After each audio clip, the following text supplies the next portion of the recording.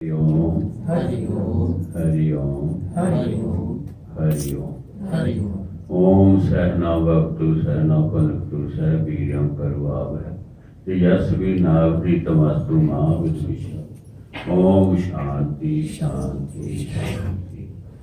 प्रथम प्रणाम सतगुरु, पुण्य प्रणाम सब संतन, कर्त मंगलाचार नाशत विघ्न।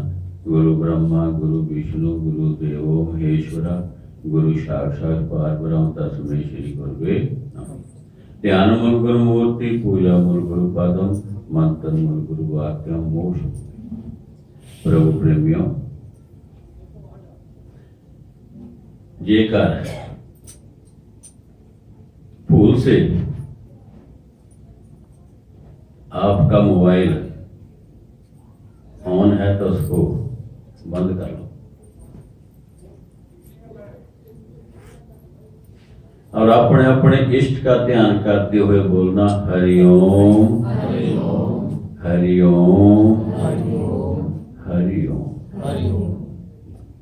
आपने भजन सुने, प्रवचन सुने, ये हृदय की गहराई तक जाने वाले हैं। जब इस पर आप अमल करेंगे,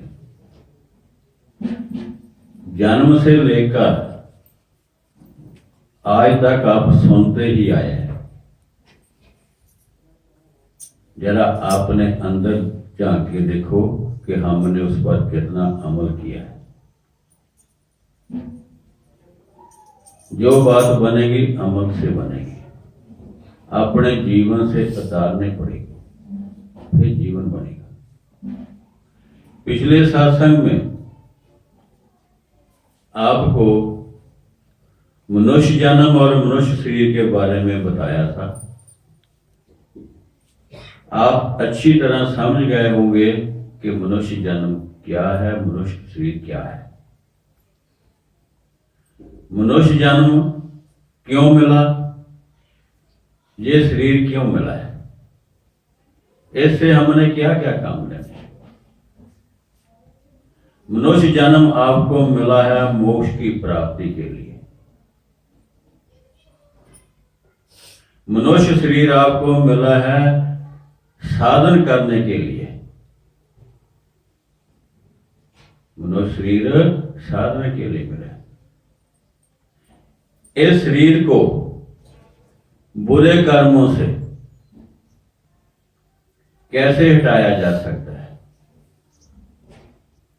इस शरीर में रहने वाले मन को कर्मों से, बुरों कर्मों से कैसे हटाया जा जाता है, और इस शरीर में रहने वाले मन को भक्ति मार्ग में कैसे लगाया जा सकता है। इस मन को भक्ति में लगाने के लिए पहला मार्ग है सत्संग।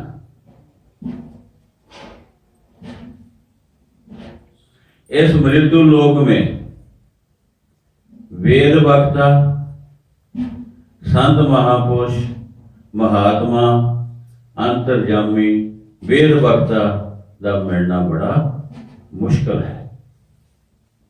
ज्ञानवान की संगत करने से ज्ञान बढ़ता है। परिवार की संगत करने से मोह बढ़ता है। किसी तपस्वी की संगत करने से ध्यान बढ़ता है। जैसे जैसे जिसकी संगत करेंगे वैसा वैसा ही आपके अंदर गुण आ जाएगा। आप सत्संग में जाएं और सत्संग जाकर आपको पता लगेगा कि क्या है, कैसे इसको उस मार्ग पर चलाना है। जड़ और चेतन का ज्ञान बिना सत्संग से नहीं हो सकता। नित्य अनित्य, माया ब्रह्म, इसका भी ज्ञान बिना सत्संग से नहीं हो सकता। सत्संग में जाकर संत की कृपा से जड़ का त्याग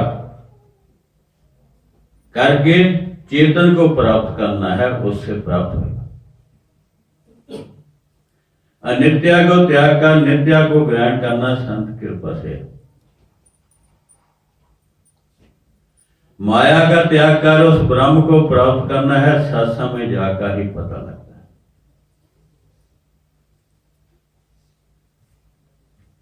जेकर कहते हैं 7 स्वर्गों का सुख एक लाभमय सत्संग के सुख की समानता नहीं करता है। 7 स्वर्ग कौन से है? विष्णु लोक, ब्रह्म लोक,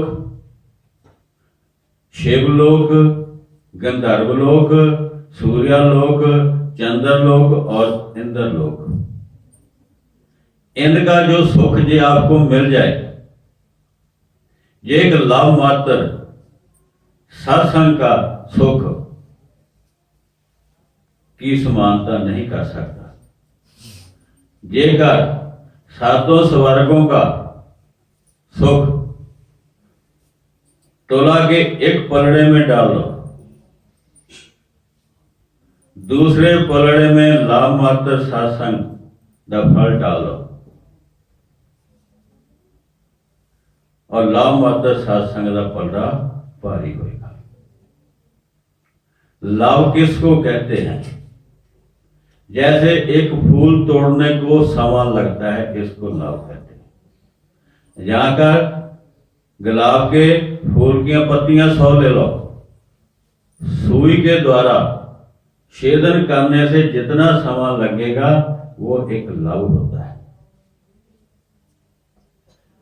इतना जेकर आप किसी पूर्ण संत दी शरण में बैठ जाओ और सुन लो, आपको धर्मराज ने पूछेगा। मेरे महाराज कहते थे धर्मराज ने पूछेगा कुछ नहीं। हम डरते हैं धर्मराज से, यमराज से। वो कहते हैं कि उसके लागे नहीं आ सकता। सत्संग की महिमा तो एक अपार है। जेकर सत्संग में आकर हम बातें और कर रहे हैं, अपना ध्यान किसी और पासे रहे, ख्याल कुछ ना भी, वो सत्संग करने का कोई फायदा नहीं। हम जो कहते हैं कि किसी धार्मिक स्थान से, किसी मंदिर में, किसी गुरुद्वारे में जेकर हरि कथा चले, वो असल में सत्संग नहीं है। आपका टाइम अच्छा बीत गया, वो समा सत्संग नहीं हो सकता। असल में वह सत्संग नहीं है। सत्संग का मतलब सत और संग 2 शब्दों से बना है। सत क्या है? सच। इस संसार में सच क्या है? केवल परमात्मा ही सच है, ईश्वर ही सच है, पारब्रह्म परमेश्वर ही सच है। संग का मतलब उसके साथ मिलना है, उसके साथ जुड़ना है। आप उस सत्य के साथ अपने अंदर मिलना है, वे सत्संग है। घर में बैठ के साथ मिल लो, जंगल में जाके बैठ लो, गुरुद्वारे में बैठ लो, मंदिर में बैठ लो, किसी स्थान पर भी बैठो, जो आपके अंदर वो सत्य छिपा हुआ है उसके साथ मिलना है। जितनी देर हम उसके साथ मिलाप नहीं करते उतनी देर सत्संग नहीं हो सकता। सत्संग में जाकर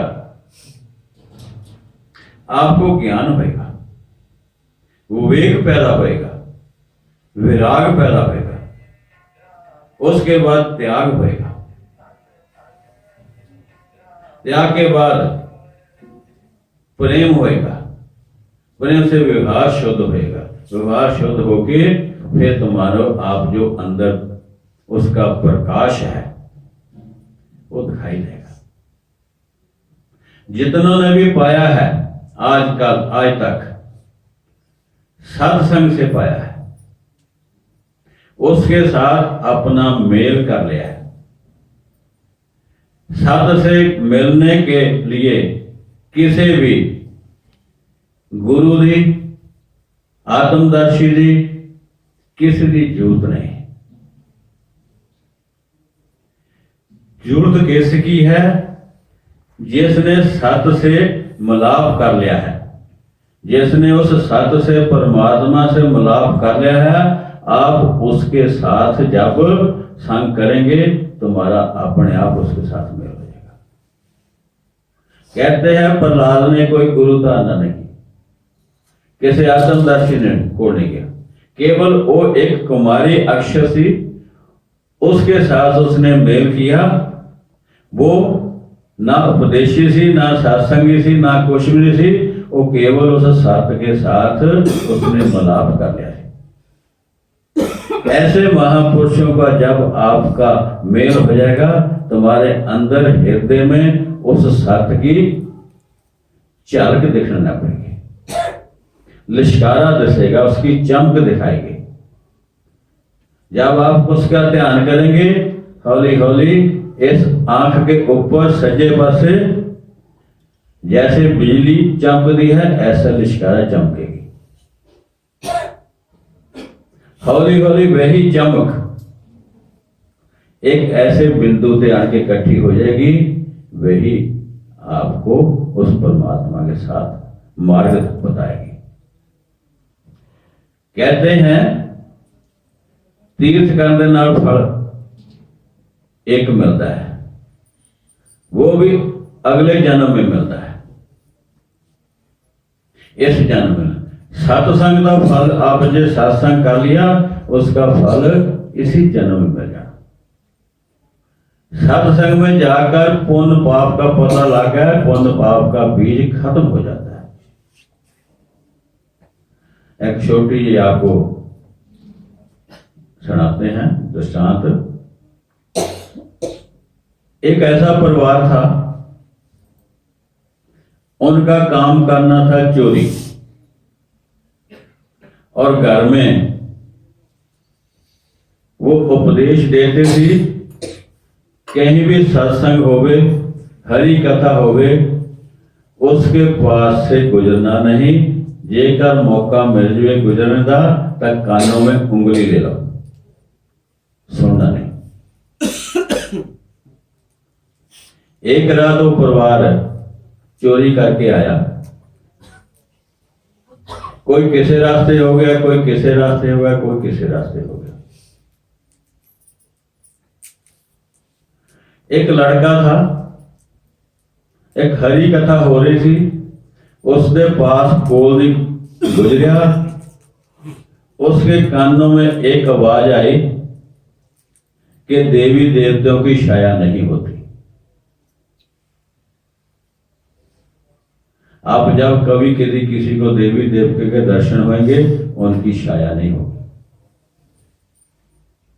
केवल प्रकाश ही होगी। उसने अपने कानों में उंगलियां ले लिया, तेज तेज उसे चला गया, घर पहुंच गए। जब सवेरे होया, जिस चोरी हुई, तो राजा ने अपने सिपाही जड़े आ वो भेजे चोरों को पकड़ लिए। इधर घूमे, एक उनका मंत्री था राजे का, उन्हें शक थी कि यह परिवार चोरी करता है। वो परिवार इतना सी कि किसी देवी की पूजा करता था। वो मंत्री ने ऐसा किया कि देवी का स्वांग बनाया, उसके घर चल गया, हाथ में ले लिया, कुछ कड़क लग गया, ऐसे लग गया, उन्होंने डराना धमकाने लग गया। कहते आपने जितनी बारी भी को काम किया, मेरा 10वां हिस्सा निकालते थे, आज आपने जो आमदन की है, आपको जो मिला है, मेरा 10वां नहीं निकाला, मैं आपको ऐसे निकाल कर दूंगा, ऐसे कर दूंगा, पशु कर देंगे।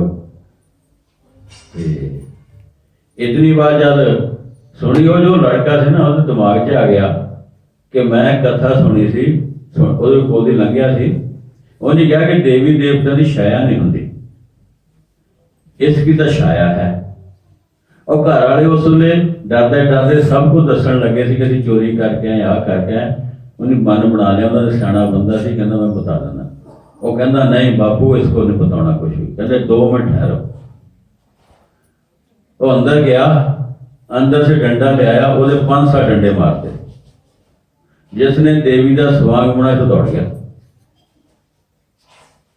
घर वाले कहते ये क्या किया, ये तो देवी थी। कहते नहीं, कहते जिस रात असी चोरी करके आए थे कल, मैं एक कथा हो रही थी, उसके पास लंघिया थी, मेरे कानों में बथेरा कोशिश की मेरे कानों में कोई आवाज ना पवे, पर इतनी आवाज पै गई कि देवी देवताओं की छाया नहीं होती।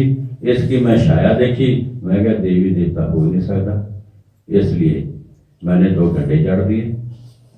घर वाले ने उस शुक्र किया। कहते कहते आज के बाद हरी कथा सुनो, सत्संग सुनो, जिस जगह धुंधे जाओ और बुरे काम करने छोड़ दो। इसलिए सत्संग जरा एक लाभ मात्र का होने जीवन ही बदल जाता है। सत्संग में जाकर सब कुछ पता लगता है कि मैं क्या हूँ, कहाँ पर चढ़ना है, कहाँ से गिरना है, कहाँ से उतरना है, कहाँ जाना है, कहाँ से आया हूँ। इतना कहते हुए आपको श्री गुरु महाराज का बहुत बहुत आशीर्वाद। जय गुरु आशीर्वाद।